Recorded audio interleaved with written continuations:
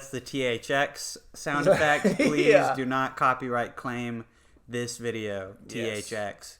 No matter what you do, ever. Casey, what's poppin'? Bro, nothing is popping right now. The Omicron The variant. Omicron variant is popping. It is popping off. Bro, that bitch is in 15 states now, apparently. Which I remember earlier this week, I was talking to Jacob and Luke about it, and I was like, yeah, I'm feeling kind of nervous about it because it's feeling like the Delta variant thing again. And they were like, It's not even in America yet. And I was like, yes, it is. It's in one state. And it's like, they were like, it's just one case.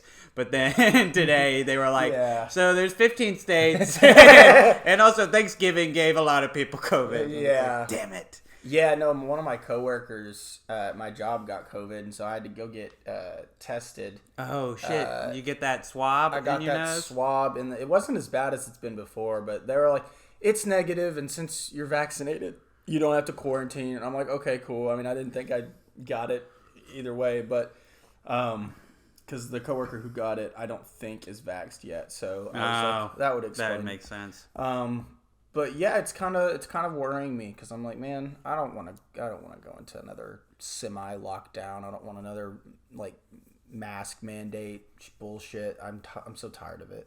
Yeah, I mean, it's not because I disagree with it. Oh, like, no, I get the point. It's just like, oh my gosh, can we have like, I don't know. I want the old world back, and I guess it's not coming. I guess not. I feel so stupid because I get into these like 2-month periods where I'm like, okay, everything's gonna be normal again now, and then it doesn't get back to normal yet, and it's never gonna be that old normal. We're gonna have a new normal. It probably looks like fucking this, which is terrible. There's so much bad shit that happens all the time now. Yeah, I know. Oh God, it's awful. Every day I wake up, I see another horrifying news story, whether it's about COVID or it's about some kind of shooting or like violence. Like this morning I woke up and like back-to-back news stories was like fucking there was a shooting at a gas station that killed 2 people and wounded a 9-month-old, and then after that it was like cops hit a pedestrian while on a high-speed chase. I was like, why are you telling me this? Like, tell me some good news shit. I mean, to quote my favorite film character, is it just me or is it getting worse? Fuck that. Oh my God. Which, I mean, to answer that, I saw, this may not be true, I need to look this up, but apparently violent crime is down 50% from where it was in the 90s. The reason we just think it's up is because everything's filmed now and streamlined, and we see more of it on social media. I was like, that's interesting. I'd hate to be around during the 90s. And dude, fear tactics is like literally what runs like our media these days. I don't know. I not to sound like conspiracy theorist really quickly, but right, like though. No, fear of crime, fear of violent crime especially is just like a tactic that so many people have been using to rile up people for all sorts of reasons and causes. It's terrible, the way that works. I was actually reading a long time ago as a psychology major, and in social psychology and media psychology, we talked about like the effect of true crime shows. Like literally, this is making people more paranoid. Like shit, like Law and Order. Stuff that you think of as pretty harmless. Like people are petrified. Like women especially are petrified about going outside alone, and I mean with good cause. Like that does happen in the world, but these shows, tell people like you gotta lock your doors. You better stay in. But I mean, I don't know. It's not as it's frequent. Don't get me wrong, but it's not as frequent as these as it's made out to be. And the perpetrators of these crimes don't always look like the people who play them on TV. Like, I mean, that is a relevant statistic about this. This is a race thing too. A lot of crime shows with like underprivileged characters. Blacks and Hispanics are often criminals. I mean, I'm rewatching Breaking Bad right now, and I mean, I love that show to death, but it's only Latino representation is villains, Yeah, like there's not like a single Latino person on that show who has redeemable qualities throughout the whole damn thing. I mean, I guess the pitfalls of making a show about the cartel. That's true. Yeah. I did like, though, in Better Call Saul. Have you seen any of Better Call Saul? No, I need to. Damn. Though. Okay, it's really good. And it's a great companion piece to Breaking Bad, 1. But 2, it's just like really fun, and it rectifies some problems with Breaking Bad. Right. Mainly that there's a main character, Nacho, who's really well developed and rounded, and you like actually really like him, and like that. Right. I wish there was more of that in Breaking Bad. True. I mean, it would have made sense if Jesse was Latino, I mean, I love Aaron Paul, and I love his take on the character, but I'm just saying, these days, it just, I mean, it probably wouldn't be two white guys, not to sound like, oh, we used to be a society, but like 7-Eleven tweet. We used to be a country, a proper country. That's what's blowing up right now. We're going to date this episode so hard with all the fucking memes we're talking about. I mean, it's hard not to date ourselves because everything we talk about is stuff that lasts for a week and then people move on and forget about it. Like, the Capitol is so, like, old news, the Capitol riot and shit. Sorry, this year sucks so much. I feel like we're going deeper and deeper down this hole. Well, we thought 2020 sucked, which it did, but then 2021 wasn't any better. Like, no. I mean, I've had some good times in 2021, hit some milestones and shit, but like overall, shit's not getting any less crazier out there. Oh fuck. Well, speaking of crazy, crazy. Well, I was gonna say something mean, like speaking of Michigan. Oh, okay. No, okay. I'm sorry. We're a movie podcast, by the way, guys. We're not political, if you believe it or not. But we do watch stuff. We do. Casey, you didn't watch much, but you watched a thing. I did. Well, let me go ahead and get the elephant in the room out of the way. Okay. Oh fuck! Oh shit! We'll talk about Hawkeye next week, okay? Okay. Listen, I haven't watched the third episode, and I don't have enough thoughts to talk about 2 episodes. So if y'all are here for that, go ahead and wait till next week. It's fine. I literally forgot it was coming out. And then it was like 3 episodes in. I was like, oh. It's not the most hype thing ever, but either way. But no, what I rewatched just recently that I really want to talk about, I don't think we've ever talked about it really in depth or like at length on the podcast, and it's a short film by and I've already Cecilia Condit. It's possibly in Michigan. Y'all may have seen like memes about it and stuff, but it's honestly probably my favorite short film of all time. It's really good. It was made in the 80s, and she basically she's a fucking auteur. She did everything herself. She wrote the music. She even helped sing some of the songs. It's like a musical. It's like a cannibal musical. Yeah. And there's some like like notes of LGBT like community stuff in there, and it's like honestly it's a melting pot of a bunch of different ideas and themes, and it's so good. Like the first time you watch it probably is not going to make much sense, and you'll just come out of it with a couple songs stuck in your head because they're so goddamn catchy. Yeah. But if you watch it again and start maybe trying to pick out a story, the story's definitely there, and then the more you watch it, just I pick up on something else every single time I watch it, because it's the way it's edited is really neat, because she throws a bunch of different clips and like weird like stuff that you wouldn't think, like you're just going along and all of a sudden there's a scene of somebody walking their dog, and then it cuts out of that and it goes to something else, and you're like, what in the fuck could this mean? But the more you watch it, the more you start putting the pieces together, and it's, to me, it's like endlessly rewatchable, because again, the songs are really catchy, and the just all the imagery is really fucking cool. And it's a really good. She has a bunch of other short films. She's still making short films. She strictly works in short form content, I believe, and she uploads them all to YouTube. And she's really cool. All her stuff is awesome. If you haven't seen Possibly in Michigan, watch that shit. It's on YouTube. It's like 12 minutes long. It's really fucking entertaining, and I love it to death. It's like really disturbing to me. I don't know. Disturbing. Like the thumbnail before I ever watched it like freaked me the fuck out. You know, I think someone posted some image like of the guy with the mask standing behind her on some forum, and it freaked me the fuck out when I was like 13 or 14. Like literally, I lost nights of sleep over that shit as a kid.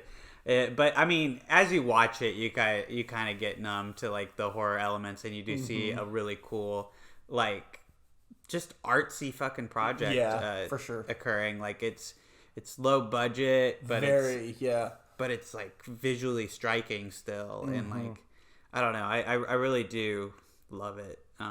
It's hard for me to rewatch because I do think that I am disturbed by it. It is kind of disturbing the first go around because you don't know what the fuck is happening, and the mask is really fucking creepy. I think my favorite image in the whole film is a small little clip of him wearing the mask, and he's like dancing with her, but she's just like not having a good time, and she's just got this like straight hollow face, and he's moving around like a rag doll. It's in there for like 3 seconds, but like the people around them are also just wearing animal masks. It's so fucking cool. I don't know what she was on. I don't know what she was thinking, but it's fucking beautiful. I love that short film. That great watch. Yeah, great watch. Great 12 minutes of my time. And he did nothing else except stare at walls the rest of the week. I played a lot of video games is what I did. Hell yeah. Are you playing Halo Infinite? No, I'm not. Well, you should get on that. I should get on. It's really good. I'll try it out then. Yeah, we can play together. I normally play Halo for the campaign, but I mean, the Halo campaigns are the stuff of Legends, but I mean, I don't know. I've always leaned towards the multiplayer because that's what was impressive to me as a kid. I mean, the lore and all that fucking cool shit in the campaign's great. They're both great. Okay, Halo is that exception where the single player and the multiplayer, mwah. And when they're not both up to standards, people really take that to heart. Like Battlefield and Call of Duty can get away with having a shitty campaign, and people will buy them. But Halo can't pull that shit. Like that's why Halo 5 tanked for sure. And they had to really. I think this is a course correction kind of thing. Yeah, I believe so. I watched some stuff though. What'd you watch? I watched Tick Tick Boom. Oh, yeah. Have you heard about it? Yeah, I've heard about it. Yeah, Lin-Manuel Miranda's first movie he's directed. I've got to say, he kind of gives me Aaron Sorkin vibe. Well, he's a better director than Aaron Sorkin, but he's kind of visually flat right now. Like, I think that's the only thing that I have as a criticism for him and his direction of this movie is he directs like a theater director, and you know he understands the camera and some cool tricks you can do with it, but he doesn't have his own style with it yet. It could have been directed by anyone. You know, the fact that it's Lin-Manuel Miranda doesn't really do much, but you can tell that he's very passionate about this story because he gets fucking insane performances. Like Andrew Garfield, I'm not fucking kidding you. This is the best movie I've ever seen him in. He's astounding, and apparently he learned how to sing just for this movie, and I would have never known that because it sounds like he's been trained all his goddamn life. He's amazing. And the story is amazing. It's about Jonathan Larson, the creator of Rent, and you know, his struggle to get a show, you know, made and out there. Like, he worked on this sci-fi musical called Superbia for like 8 years. And when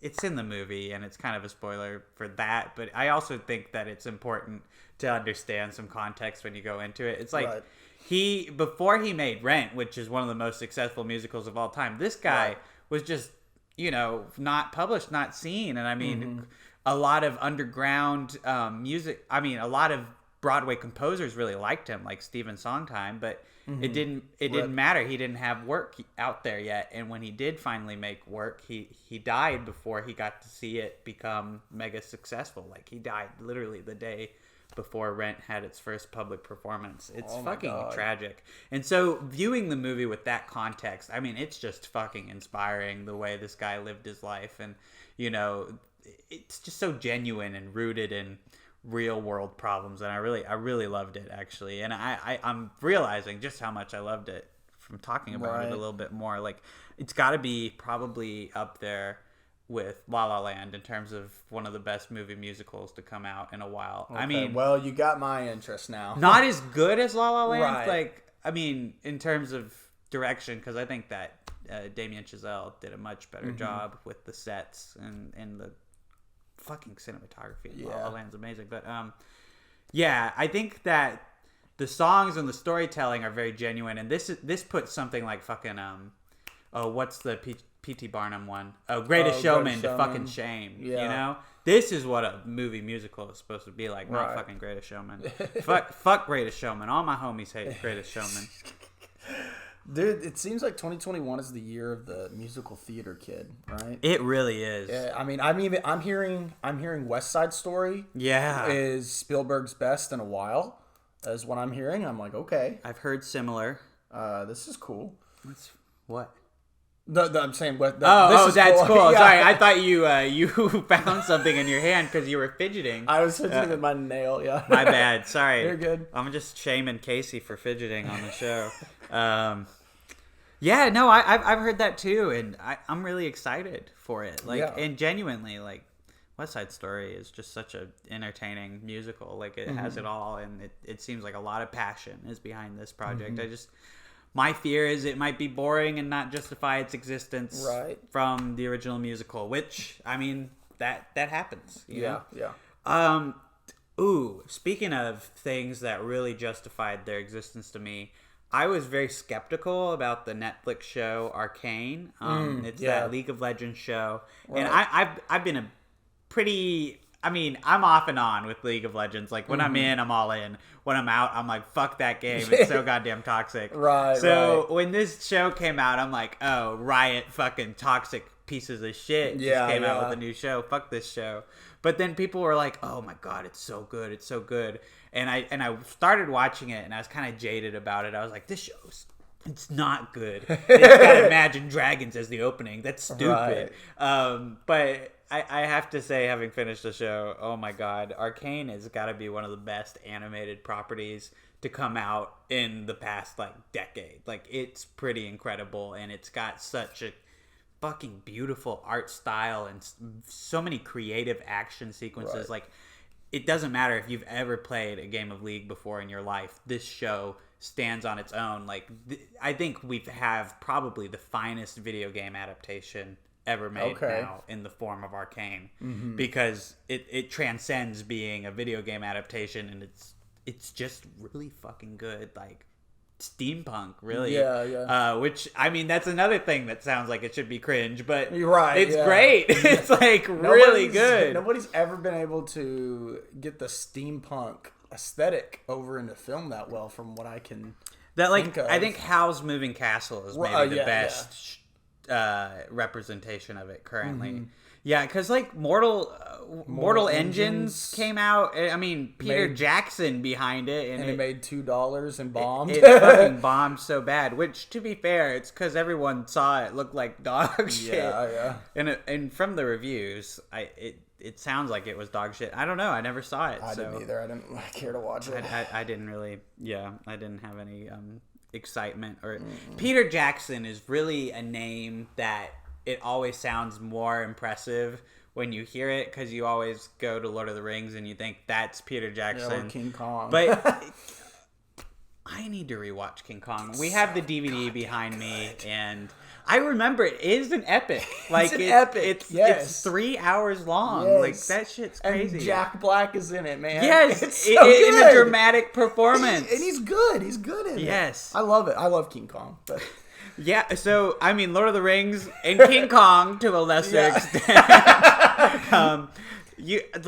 Those are the movies that we associate with them, and, you know, we're like, this director slaps. Yeah. But it's Ridley Scott syndrome, because Peter Jackson makes a lot of misses, too, and maybe more than he makes hits. Like, it's just his hits are so good and so big that they outshadow a lot of his misses. And even when he makes a mediocre film, for him, it's like leagues ahead of other movies at the time. Like, I mean, I'm not a big fan of the Hobbit trilogy, but I'm not going to look at those movies and tell you that they're not some of the most visually impressive movies ever made. Like, they're astounding pieces of work, and they represent such huge advancements for filmmaking technology. Like, I think he pushes the envelope so much, but like with Mortal Engines, I mean, it's just like you can keep pushing the technological envelope, but if you don't have a story or a passion anymore, people aren't going to come out and see it. So what movie was I talking about to begin with? I'm sorry, I got so far out from it that I Arcane. We were talking about Arcane. We were talking about steampunk tangent. Jesus. Jesus Christ.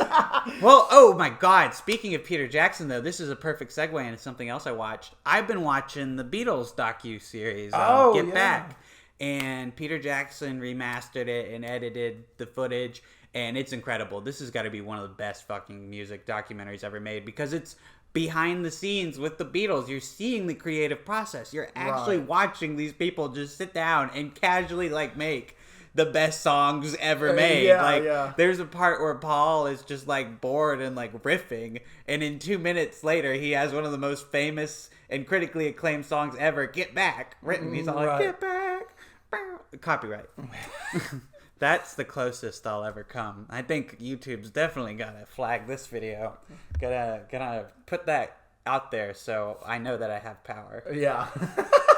Sam's meme about me not really making a difference towards YouTube really hurt my feelings. Their algorithm. It always picks up our intro music because we sampled a song that has 300 views on YouTube. It's sampled. It's slowed down with a beat over it and other instruments over it. And it still gets copyright every time they pick it out. They're like, actually, you're using Day by Day by Maki. And I'm like, fuck you. I mean, to be fair, you can still hear it a little bit. I mean, yeah, I guess, but didn't we like... Never mind. It's not. It's a whole music. It's a whole music ideology about sampling that I'm not going to get into. But Okay. Either way, I appreciate your restraint. Do you want to hear a hot take? Yeah. Maybe a hot take before we jump into our main topic. Let's do it. I've been thinking on this, and I'm legitimately convinced that there is a 75% chance that Spider-Man No Way Home is going to be bad. Really? Yeah. Do you mind elaborating? Yeah, I'd love to elaborate, actually, because I feel like we are headed dangerously into Rise of Skywalker territory, where the plot has been kept vague a lot, because maybe it's not, well, I mean, it's not so vague because you get the beats, like Peter is trying to change the reality of his situation, which is that people know he's Spider-Man, right? And he's not willing to accept the consequences. Like, I see the story reasons for this, but this is definitely a movie that's being hyped up more for the people appearing in it, and it's relying on older properties. And I feel like Rise of Skywalker is the kind of movie to prove to me that when you prioritize bringing back older generations, you're probably gonna not have something good in store for this current generation. Right. And it's, no matter how you execute it, it's probably gonna feel rushed. I mean, there's fucking 3 villains in this movie. At least there's 4. Yeah, there's the Lizard, there's Sandman, there's Green Goblin, there's Dr. Octopus. Yeah, that's 4. Electro. There's Electro. My God. It's 5 villains, yeah. Yeah. So, I mean, I wonder when they're gonna get any character development. And I was thinking about this, like, the way Dr. Octopus talks in the trailer is a little bit different than, Raimi's take on the character. And, like, the attempts at humor are pretty weak. Like, I think this last trailer kind of convinced me, like, this movie could go horribly wrong. And it likely could, because this is a hard concept to handle. Trying to bring 3 generations of a character together in that generation's, like, climax film. Yeah. See, what I'm so I see what you're saying. What I'm so confused about is why they chose now to do this. This doesn't seem like an appropriate ending to the Homecoming trilogy, right? No. It doesn't. This feels like an ending to his college trilogy, like because they're doing a college trilogy as well, but like just doesn't feel right. It doesn't feel right to bring all these characters in. And while I am completely tired of the Spider-Man discourse talking about his character, what they should be doing, and what they've done wrong with the character, and I can't help but agree with the sentiment that this Peter Parker has had, a bunch of help with, like, everything. Like, within Homecoming, Iron Man's there to be his daddy and, lock certain features of his suit, which I kind of like because it's like, oh, he's not ready. Then in Infinity War, they go ahead and give him the Iron Spider suit, and he keeps it in Far From Home. And in Far From Home, what did he learn? Nothing. He learned nothing. And then all of a sudden, they're like, this is the culmination of the trilogy of him becoming... And I'm like, bro, so he's going to get more help from 2 other versions of himself in the multiverse. Like, and he's going to take on 5 villains? Like, what? This doesn't make any fucking sense. Like, you're not making any sacrifices for this character. And it's Spider-Man.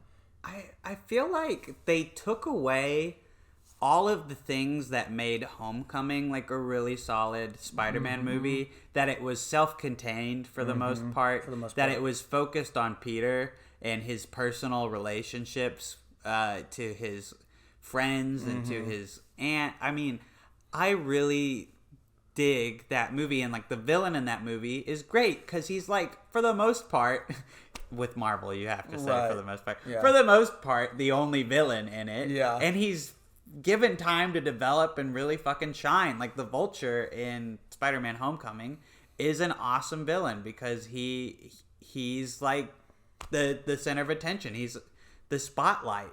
I think the weakest aspects of Spider-Man Homecoming were those connections to the outer universe. Iron Man showing up from time to time to get an audience applause. It feels pretty weak on second viewing and third viewings of the movie. I haven't watched it that many times. I've only watched it once. This is just what I remember about it. But also, like, the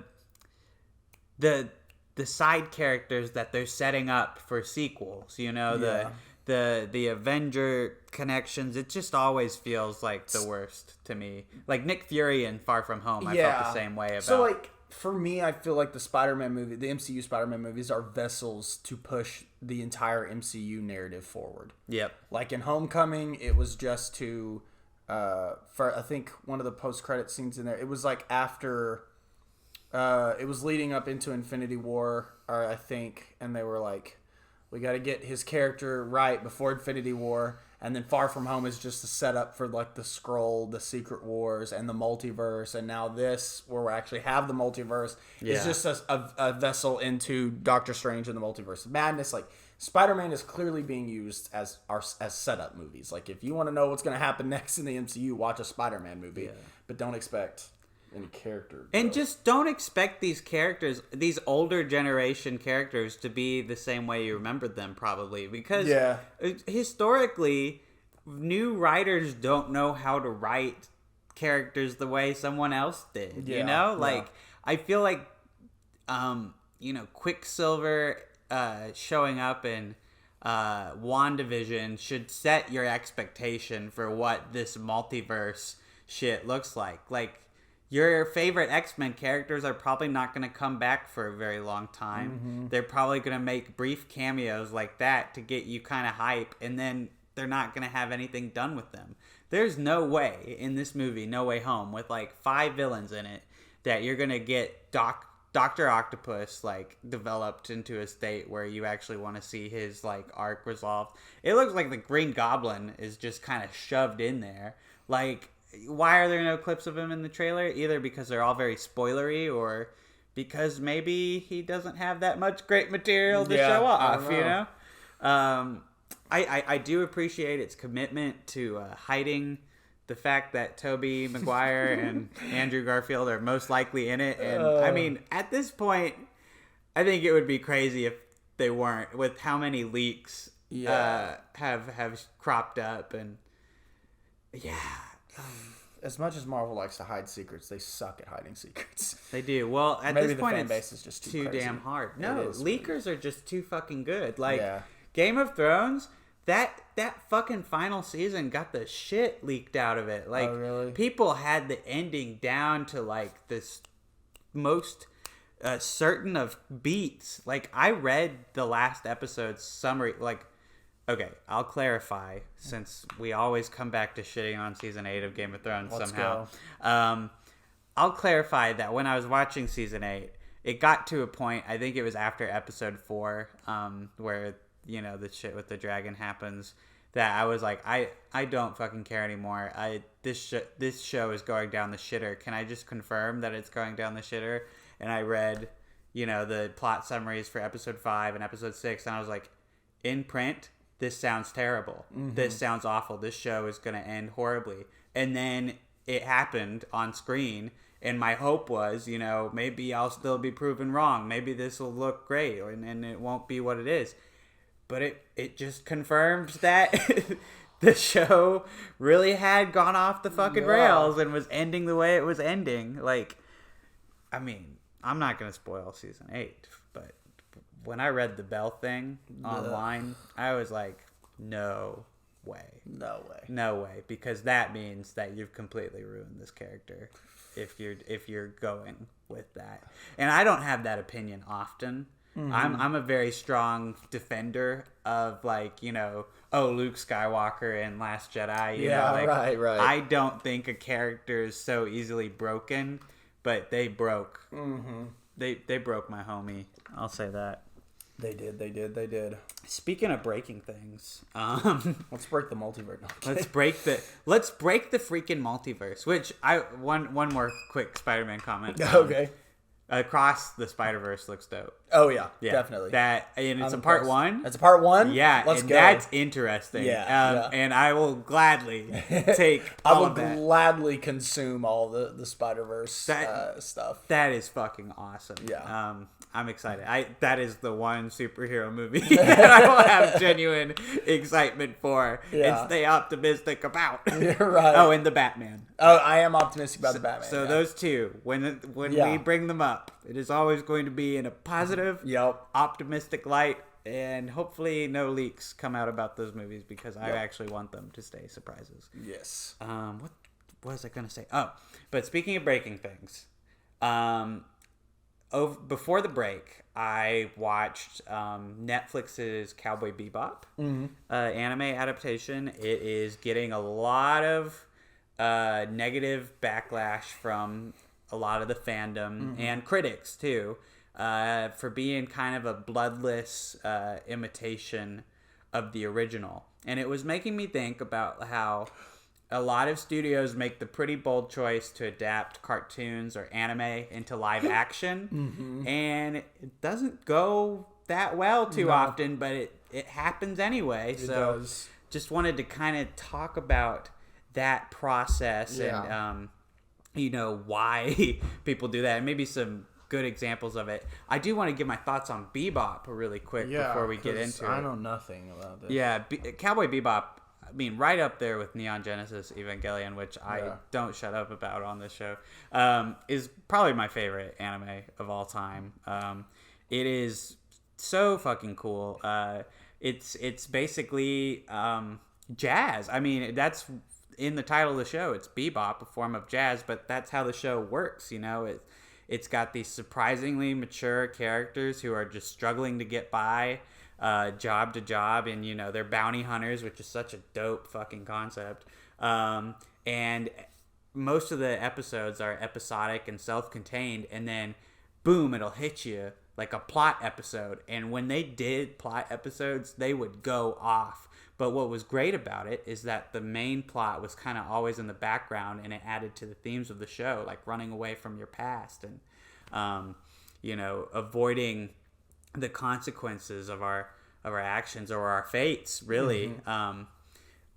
So I think that the problem with making a Netflix show for a Western audience is that we love serialization too damn much, and that has got to be the biggest problem with the Netflix adaptation, is the need for a main plot to be at the front of the series. And it's pretty weak. Like when you stretch out what was usually left up to the audience's imagination, it'll always feel a bit fan fiction-y at best.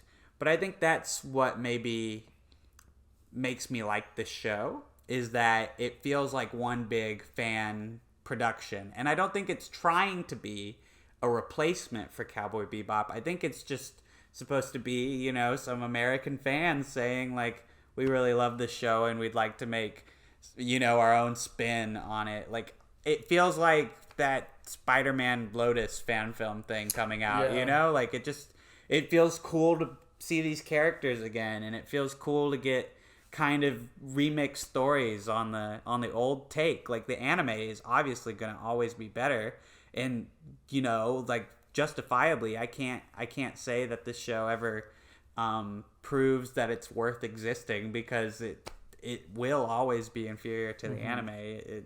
But I don't know. I still liked it, and I hope they make more. Honestly, I just hope they tweak a few things, like the writing. The writing's pretty silly. Have you seen this clip on Twitter that's been going around? Well, which one is it? I don't know. It's mindlessly scroll through Twitter. There's this one that went kind of viral where they're talking at a restaurant and they're like, "Oh shit, that's nutbags," and you know they bring that back for a really lame bit. Like the news anchor goes like, "They turned into trees? Oh shit, that's nutbags." Okay. It's like really cringy, like CW feeling, like dialogue. And I mean, there's a lot of that in the show. It's weird because I think in the anime, these characters were surprisingly mature for cartoons. And in the show, everyone feels like a fucking cartoon a little bit. I think that the main actors are really good. John Cho is a fucking awesome leading man. I do always like him. Whoever they got to play Jet, and I don't want to fuck up his name, or Daniela's, but Jet and Faye are awesome. Jet especially, because this guy sounds just like the guy who did the English dub for Cowboy Bebop.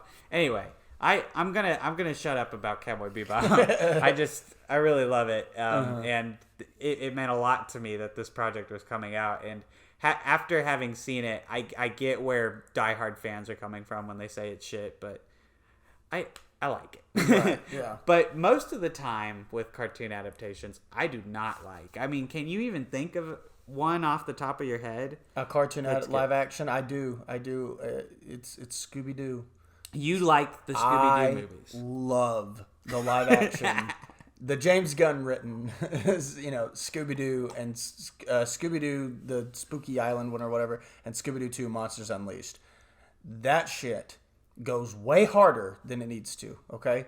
Those movies easily could have flopped and been forgotten in everybody's minds, but they are too iconic. I'm telling you. The memes that those movies have given us, and the bits, just everything. I remember rewatching those movies so many fucking times when I was younger, and then revisiting them when I got a little bit older. Like, this shit still slaps. Like, it's just so good. I don't know. Like, no, it's not entirely, you know, like, you know, you have like the Scooby-Doo aesthetic, right? It has its own feeling and stuff. And obviously the live action doesn't transfer that well, but it's still so fun, and it's like, I guess it's really a true adaptation, really, I think. It's not exactly like the Scooby-Doo cartoons, but it's still, you've got all the characters, and all the characters' arcs, I guess, are pretty much accurate to in the show, and then they don't try to make the villains, you know, any more less goofy than they are in the show. Like, the villains are fucking goofy in the movies, and that's what I love about it, is they don't sacrifice any of that for, like, you know, modern, we're going for an edgier live action version of PG. Scooby-Doo, he says the F word. I don't know. Isn't the first Scooby-Doo like PG-13? I mean, it is, but I'm saying they don't try to make it like edgy. Right. I'm pretty sure it's not Well, I feel like it's pretty edgy of it to take like an old character like Scrappy Doo and be all like he's the villain. I think it's so funny. It's funny, yeah. I mean, it's self-aware. It's It's a humorous take on like, oh, that character that everyone's always hated. Like you're not gonna find anyone out there who's like a diehard Scrappy Doo fan. Yeah, no. I think. I will say I do think the second one, Monsters Unleashed, is better than the first. Yeah. The second one leans more into like the campiness of the show than the first one. The first one's a little bit more serious tonally, but I think the second one they got it completely right. And there's so many callbacks to all their past like monsters that they fought and everything, and I just think it's so good. And it's like the whole thing about like in the second one, they go back to their old like clubhouse and all the memory. There's that whole montage sequence. I need to rewatch Monsters Unleashed. So like there's this whole montage sequence of when they like first started the Mystery Incorporated thing or whatever, and it's just so wholesome because it's like at the end of the day it's a group of friends fucking ghost hunting, and it's really cute and it's really cool. That does sound really cute right now. Yeah. Maybe that's the movie I need to watch tonight. I'm telling you, the Scooby-Doo movies are great adaptations. Slept on. They are they're kind of slept on. People meme them, but I don't think they validate them, and I'm going to be the one to validate live-action Scooby-Doo movies. I think they're good adaptations. I think Matthew Lillard as Shaggy should tell you, like, these movies have a good reason to exist because they let this man devote the rest of his life to being Shaggy. When he was so iconic already in Scream. Yes! Oh my gosh. Like... I'm watching, sorry, this will be a brief tangent. I'm watching Twin Peaks The Return right now. He's in that, too. Fuck yeah. And he's fucking awesome. I love Matthew Lillard. He's Me not too. in it enough, right. TBH. That's my only complaint. And also, that it's low budget as fuck. Anyway. Low budget as fuck. Well, maybe I'll talk about it sometime once I finish it. One quick Matthew Lillard love share post. Have you seen Without a Paddle? No. Okay, it's an old like 2000s semi-stoner comedy. It's got it's like a stoner comedy without the weed, and it's really weird because it's okay. So D.B. Cooper. Yeah. It's about these friends who go on the search for D.B. Cooper's lost, $1 million, $2 million, however much he stole. But it's a comedy, and it is. I think it's so fucking funny. It's not the best film alive. But it's got Matthew Lillard, Seth Green, and Dax Shepard. And it's just like a bro comedy movie, but it's so good. I love it. And he's amazing in it. That's another movie that I love, Matthew, and that I think he went for it, man. He didn't phone it in. You gave it a 2? I love this movie. 2 stars. Oh, I gave it a 2. Well, when I was going through and rating movies on what they actually are. Oh, gotcha. But... You can. No, I know. I don't know. I always give The Room like 5 stars when I'm talking about it. Right, yeah. It really is one of my favorite movies to watch. But in reality, it's like a no-star movie. I don't know. I feel like The Room, if Tommy Wiseau had played it off cooler, could have been seen as like a deeply rooted like satire of the relationship drama or whatever. Like, I don't know, but he just so clearly was putting his all into it and trying to genuinely make a really good, deep story. Yeah. You're the love of my life. I know that I can trust you because you're my best friend, Mark, and Lisa is my future wife, and she would never betray me. Spoiler. Shit. I mean, they make it so clear from the first 5 minutes of the movie. She calls Mark over for some action, and you get all the lines. You get, I don't love Johnny anymore. And you get Mark's, but Johnny's my best friend. Which, by the way, if you play the drinking game to The Room, you're supposed to drink every time they say that. You'll be sloshed. You'll be asleep. Pass the fuck out. Damn, but yeah, I mean, I totally get the appeal of, like, movie. I feel like Scooby-Doo might even be one of those movies to a stretch. Like, is the CGI the most amazing thing? Is this, like, one of the deepest stories? No. but it's fun, damn it. Yeah, it's fun, and I think it's good. I think there are exceptions to the always has to be bad rule. Like, yeah, there are some fun movies like Speed Racer. I mean, that movie is just straight up a cartoon. Like, but it's so visually stunning that it's like it justifies its existence. It's just so crazy that that's a movie that's so critically panned that now is getting that love and that resurgence. Like the Wachowskis.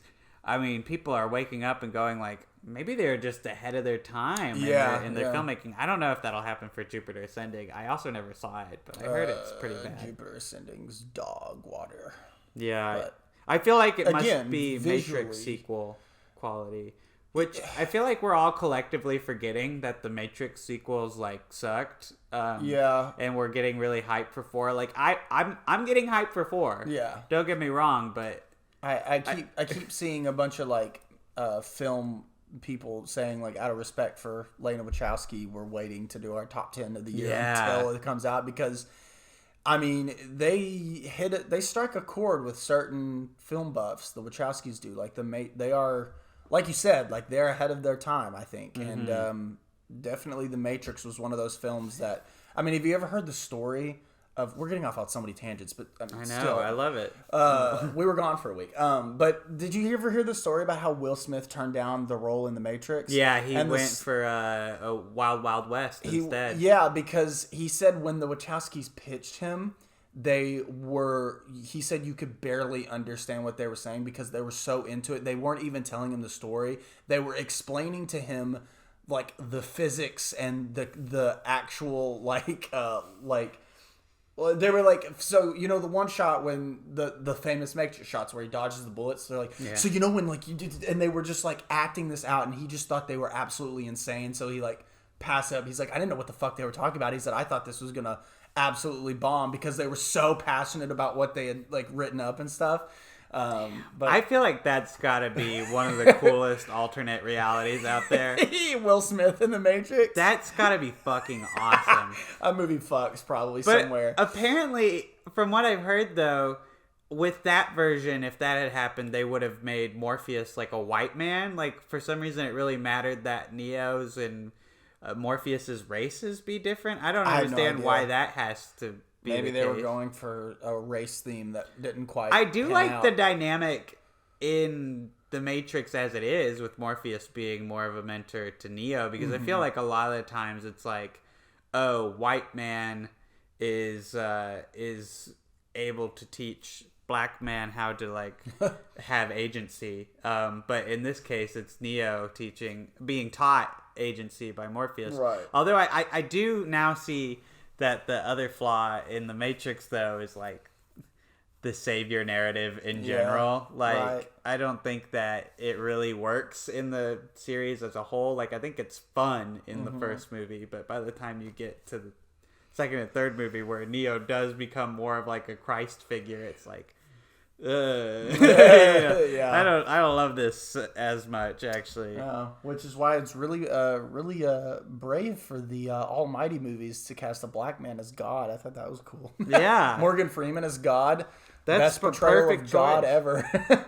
Well, for some reason, it's always a controversy to cast a black actor in a religious role. Like, well, okay, I can see why people might have been confused with The Shack. You know, Octavia Spencer playing Jesus. Right. Or which God. I definitely didn't get until like the end. I was like, okay, she's actually God. Okay. Yeah. Makes sense. Yeah. Cool, but like God could be a woman. I mean, and that's apparently like a big part of current religious study is like we're unearthing a lot of text that originally stated, you know, God is male and female. Like, right. I mean, which I've always heard that, but they were always just like, we just use he as a all encompassing, and I'm like, so what was the decision there? Like, why couldn't we use she? Like, why can't we use they? I don't know. Like, not trying to get into a religious study here, but it's always weird.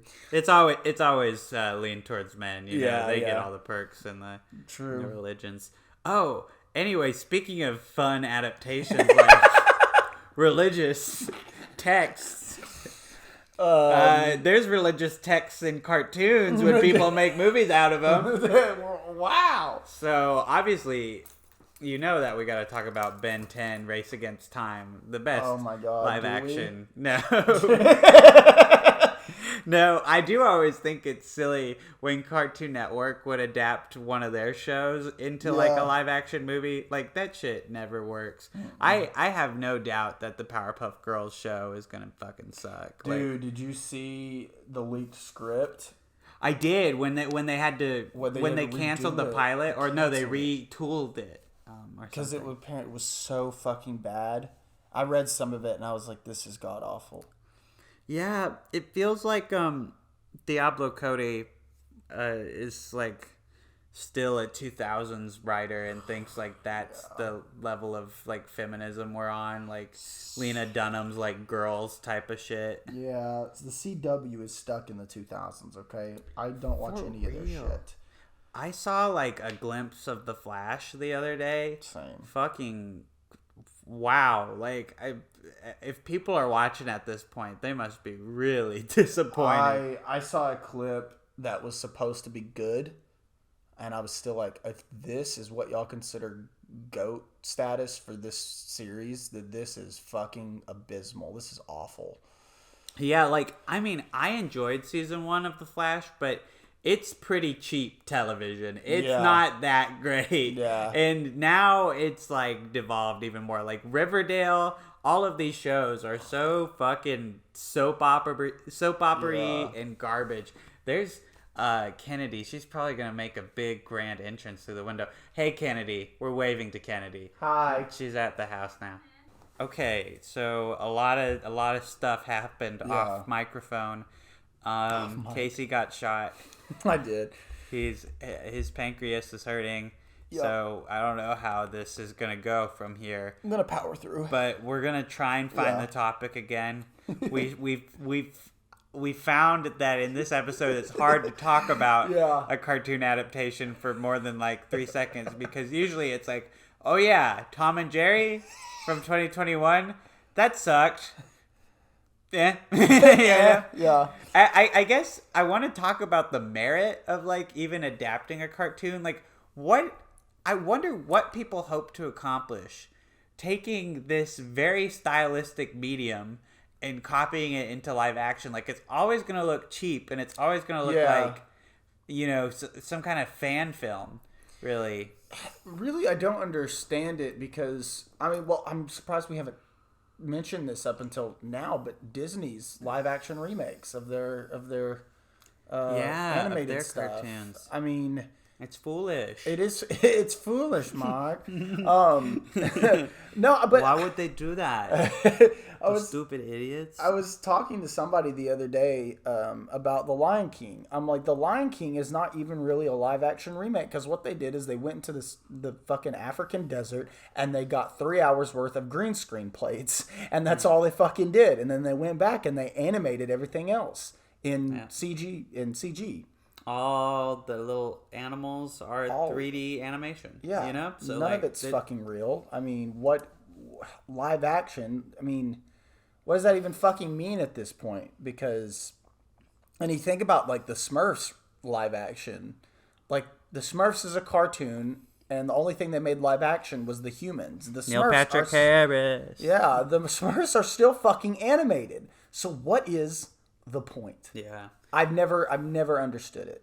To make a lot of money, prey on nostalgia. But I don't think that they pick the best properties to do that. I would consider Alvin and the Chipmunks a live action cartoon adaptation.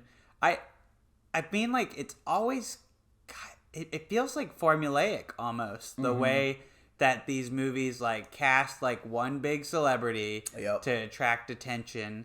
And maybe they'll make all the characters like live action, but we're getting to this point where we're heavily relying on CGI to essentially just make another form of cartoon in the real world. Like, I think that they're making a Courage the Cowardly Dog movie or something where he's going to be 3D CG maybe. Isn't that Clifford too? Is he CG? He's CG. Dog? Well, They may have just dyed a dog red and then filmed his scenes him. and then scaled him up and. No, but he's CG. I mean, no, those are all just perspective shots. Perspective, yeah. They took Peter Jackson's Lord of the Rings concept and they got crazy.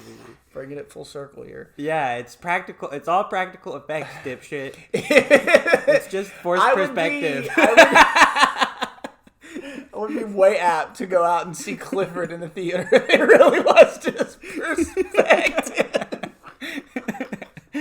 And not CG. I feel like the dialogue around this movie would change real quick. Yeah.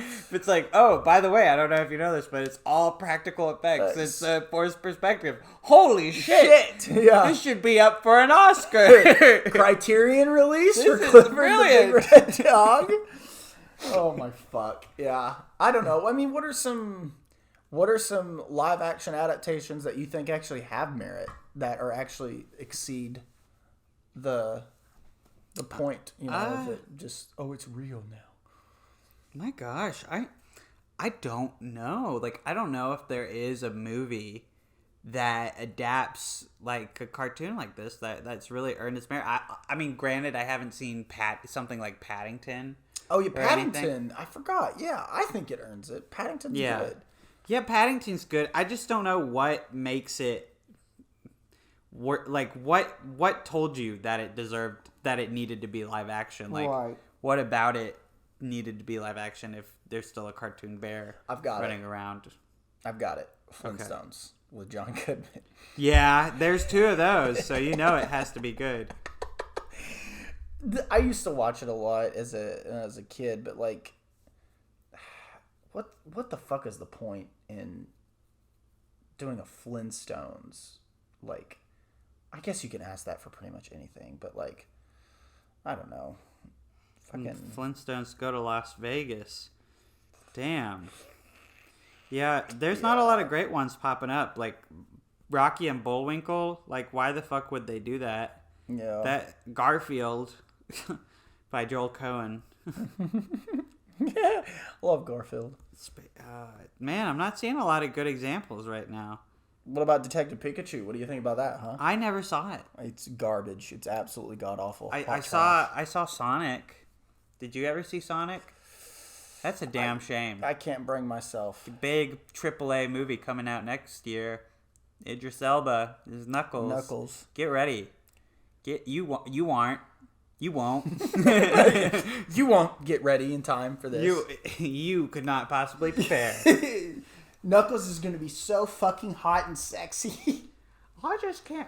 I feel like Idris Elba is just doing anything like that people ask him to do. He's a man of the people. Yeah, he's like Samuel L. Jackson, you know, in the sense that it's like, yeah, I'll be in that movie. That was Samuel L. Jackson? No, that was Idris Elba. Oh. But he's got the same attitude as Samuel L. Jackson. Right. Samuel L. Jackson would sound more like this. Hey guys, it's me, Samuel L. Jackson. I do agree to partake in this movie. Samuel L. Jackson's white now. He totally... It'd be a crazy way to take his career. I mean, a real Michael Jackson level move. Oh, fuck. Dude, no. I mean, hey guys, this is Mind Over Movies. I don't know, man. Fucking... I guess it really is just all about money. Like, yeah, there's no artistic merit to making something live action. Like, what does that even mean? Live action? Stop just making movies with real people. Stop. Jane Campion, quit it. Quit. Stop it. Stop. You specifically. You specifically. You. You can't do that anymore. That'd be mean. She waited a really long time to do it again. She did, and you know what I want? I want that. I want when the piano drops on the Criterion release, I'm copping that immediately. Have you watched Jane Campion's The Piano? I haven't watched any Jane Campion movies, but I need to. I really want to see this one. The Power of the Dog. I do too. It's on Netflix now, isn't it? It's out. It's out on Netflix. I think so. Yeah. Might convince Kennedy to watch that with me. Let's go. I'm gonna be a harsh criticizer though, because I love my westerns, and if I literally got a degree in like film, well, I am, but if I got like a focus degree, the focus would be on the Western genre. Okay. Our good friend Saxon, who runs an excellent film review account, Dr. Popcorn, he called it understated, and I feel like that sets up my expectations pretty well for it. You know, maybe more slice of lifey in the Western than you might typically get. Although I imagine it'll lead to some very real and grounded conflicts in the movie for sure. Yeah, I'm excited. I love Jen Camp. The piano is so good. That is like, I mean, I have to watch it. I know. I need to watch more of her films. I'm sitting over here saying I love her, but really I've only seen The Piano, but I just love that movie so goddamn much that I was like, I bet I'll love anything that she makes. Watch this Western, homie. I will. I'm going to watch this Western because I love Westerns. Look, guys, if we've proved any point today, it's that, man, maybe some topics just really don't have that much to be said about them. It probably does, but it probably requires strenuous research that we haven't done. Yeah, not gonna lie. We're not the most well researched right now. I mean, there's only so much we can collectively bring. For a podcast that's not that well researched, I feel like we have a lot of knowledge just in our heads that maybe when we talk we sound like we've researched this shit. Maybe. I mean, we've researched a lot. I feel like we ask a lot of questions on the show, but we're not giving answers. It's like speculation of film itself. That's all film is. It's just speculation, really. Yeah. I mean, I enjoy what's the merit of our show? I think it's just fun to discuss film, and I think my favorite thing about doing it is that sometimes my friends will come up to me in real life and continue the discussion we started here, and I'll be like, yeah. That's why I kind of put our pinned tweet that we have. I have the little slogan, "Join the discussion," because we're two dudes talking, but we also want other people's input to talk more. We're like about Socrates in Plato's Republic, just having a lot of civilized discussions. I mean, sorry, go ahead. No, yeah. Hey, I was just gonna say that with this episode in particular, though, I don't think either of us are huge animation or art buffs. I mean, like, I love animation, but like, I'm not an expert at all about animators or how they make their craft. Like, it's all witchcraft to me, right? As far as I'm concerned. So I'm just always amazed when people like make it live action because it's maybe terms that I understand more. Yeah. Because I don't really understand a colorist or an animator's like laborious process, and I can't appreciate that as deeply as other animation fans might. But I don't know. I like talking about this because it's an interesting trend in Hollywood. It keeps cropping up, and I don't think that we do have the answer as to why it keeps happening. Like Tom and Jerry, I couldn't tell you why they thought it'd be a profitable or like good idea, but. And maybe that's why it's so interesting to discuss this. It's like no one's quite sure who's demanding these movies. Yeah, because they're still getting made. Yeah, nobody we know is asking for it. Nobody that we see is asking for these things. And I was gonna say, like, all film theory is like, you have books, dedicated essays about film theory, and a lot of film scholars and like film buffs. We take film theory, these great essays as like biblical text, or like this is truth, but it's not. It's one person's opinion that a lot of people agreed with, but it's still a discussion. Yeah. So when we have the podcast episodes, we're not telling you something's fact, which I mean this episode is a great example. It's like we're just what you said, we're speculating because it is an interesting topic of why is Disney choosing to move away from their vault-oriented original animated releases. I mean, Snow White has made them the most fucking money ever. They released that every fucking 6 or 7 years when it first came out to get it into more theaters. People love that shit, and then they started the vault, and it's like, why would they do live action? Why wouldn't they continue re-releasing the movies? Is it just for more money, or did somebody demand this that we don't fucking know about?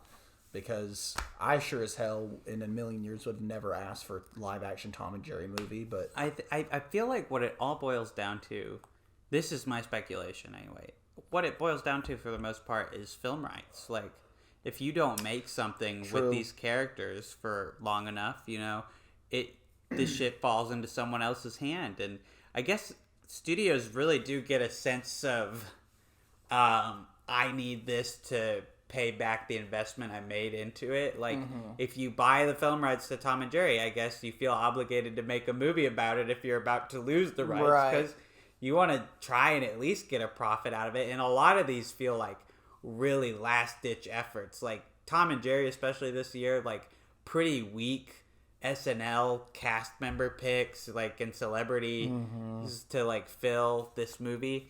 I feel like Home Alone is a pretty similar situation, like Sweet Home Alone. Sweet Home Alone, yeah. Yeah, that feels pretty, you know, like rights are about to expire on this, because they get like really C-tier celebrities at best for that one, like Pete Holmes, who I do really love, is in that. I think Cecily Strong. I can't remember who's all in there, but it's like people you might recognize. Like, they're really just throwing this onto the streaming service to not lose the rights. Right. Man, I'm waiting for Macaulay Culkin to have his Robert Pattinson / other great, or Daniel Radcliffe, you know, indie film resurgence. Maybe he's too far gone. It feels like Kieran Culkin stole all his momentum these days, because he's on Succession and other popular movies and shows. Right. Yeah. So the Culkin brothers have had a hierarchy shift, and it's incredible. The battle is of a magnitude never before seen. Battle of the Culkins. Well, guys, lots of new movies coming out. Lots to see. Maybe we'll see some before next week, and we'll discuss. I mean, hopefully I do watch some really great movie tonight. I am hoping to Sunday night, you know? Catch a flick. Jane Campion, maybe. What was that other one that we threw out there at the start of the show that we were like, I need to see that tonight, maybe? What was it? Dang, I'm sorry. I'm asking for my own personal free time. This question on the podcast. I can save that for later. Remember. It's a lot of good stuff coming out, though. Audience, if you listen to this episode, you can tell me in the future. Respond to this tweet. Say, Isaac, this is the movie you need to watch, and I'll give you a high five through the internet. Deal? Deal. Okay. All right. Well, you guys, keep it 100, okay? Yeah. To really keep the continuity going, I did say Casey got shot in the pancreas earlier. I did. I think he is pretty close to blacking out now. Do you want to go to the hospital now, Casey? Yeah, let's go. See if I can get up here. Well, that's too bad. I don't think I can afford to pay for your ambulance ride, and I'm not really feeling like getting up right now. Can you? Oh, I'll just chill. Yeah. Okay. Yeah. You tape it up, maybe. Yeah. You could tape it. Yeah. Yeah. Yeah. Well, anyway, I've been Isaac. I've been shot.